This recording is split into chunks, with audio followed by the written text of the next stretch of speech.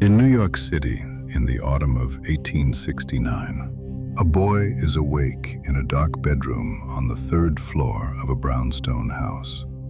He is 10 years old. He cannot breathe. The doctors have a name for what is happening to him. They call it asthma. There is no medicine for it. There will not be, in his lifetime, anything that really works. The boy sits up in bed and tries to draw air into his lungs in a thin, painful whistle. Some nights he passes out. Some nights his father carries him in his arms down the stairs and out into the cold city air, walking back and forth on the sidewalk until the boy can breathe again. He is small. He is thin. His eyes are weak. He has spent most of his life inside. He cannot go to school like other boys. He cannot run. He cannot wrestle. He cannot keep up. His sisters love him. They protect him. They are afraid he will not live to grow up. His name is Theodore Roosevelt. In a few decades, the world will know him as one of the most powerful, restless men ever to live in the White House. He will charge up a hill in Cuba on horseback while bullets pass through the air around him. He will hunt grizzly in the Rockies. He will write 35 books in his spare time. He will survive being shot in the chest during a campaign speech and finish the speech with the bullet still inside him. But none of that has happened yet. Right now, he is a 10-year-old boy who cannot breathe. One afternoon, on a day no one will ever know the exact date of, his father comes into his bedroom and sits down on the edge of the bed. His father is a giant of a man, Theodore Roosevelt Sr., tall, broad-chested, strong-handed, a man who has built businesses, founded charities, and built homes for poor children. A man who is, in his son's later words, the best man he ever knew. He looks at his son for a long time, and then he says this: "You have the mind, but you have not the body. And without the help of the body, the mind cannot go as far as it should. You must make your body." The boy listens. He does not speak. He nods. That afternoon, his father has a small gym built on the second floor of the house. A few weights, a horizontal bar, a vaulting horse, a space cleared out where a thin boy with weak lungs can begin, slowly, the impossible work of becoming a different person. This is where the story most people tell about Theodore Roosevelt ends. The boy who was sick, who heard his father's words, who decided to change, and then somehow became Theodore Roosevelt. But that is not the real story. The real story is the years between. The boy who is told to make his body is bad at making his body. He is small. He is awkward. He cannot lift much. The first time he tries to use the horizontal bar, he falls. The first time he tries to box, he is hit easily by boys half his size. The first time he tries to run for a long distance, he gasps and stops. He goes home. He sleeps badly. The asthma comes back. He gets up the next morning and does it again. There is no audience. There is no music. There is no moment of triumph.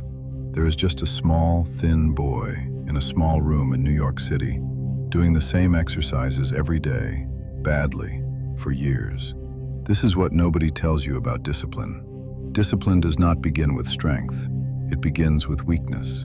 It begins on a day when you are bad at the thing, and the body you have is not the body you want, and the man you are is not the man you mean to be, and you start anyway. And then you start the next day, and the next. A man who is born strong never has to learn this. He takes his body for granted. He takes his life for granted.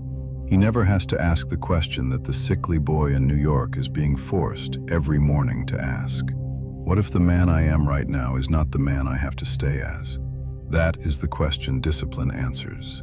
Years pass. The boy who could not breathe begins to grow. Slowly. He puts on muscle.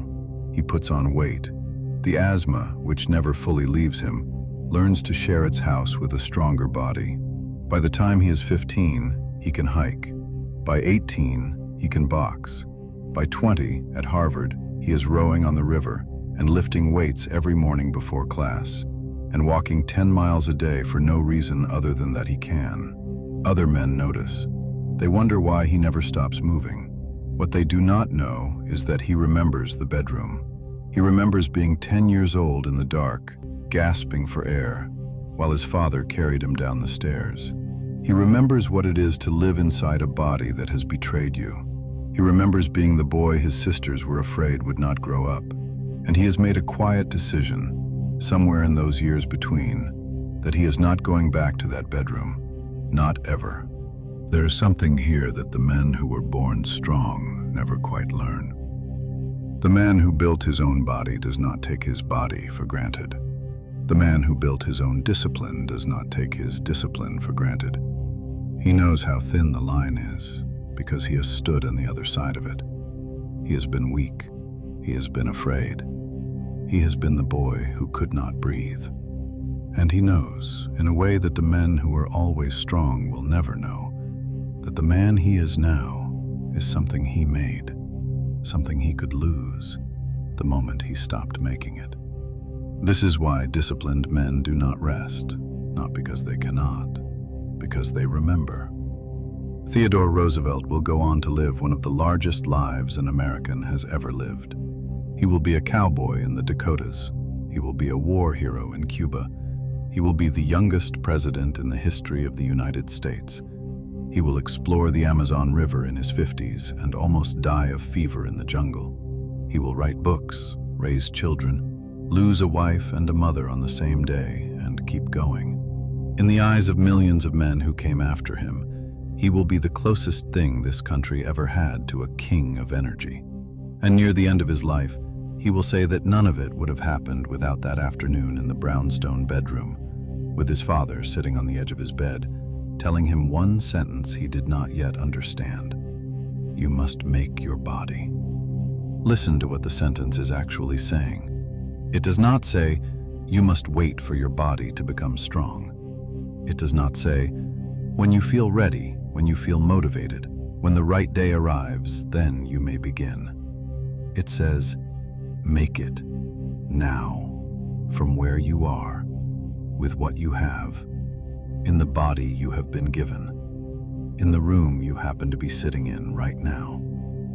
This is the part that almost no one says out loud. Discipline is not waiting for the man you are going to be. Discipline is the material the man you are going to be is built out of. Every weak, awkward, badly done morning of the work you do not want to do, that is the material. There is no other material. There is no version of you in a few years who will simply walk in one morning ready and strong. There is only the small, thin boy at the horizontal bar, falling, getting up, falling, getting up, and the long years between him and the man he becomes. You are him. You are the boy at the bar, the body you have right now, the discipline you have right now, the life you have right now. That is the only place the work can begin. Begin anyway.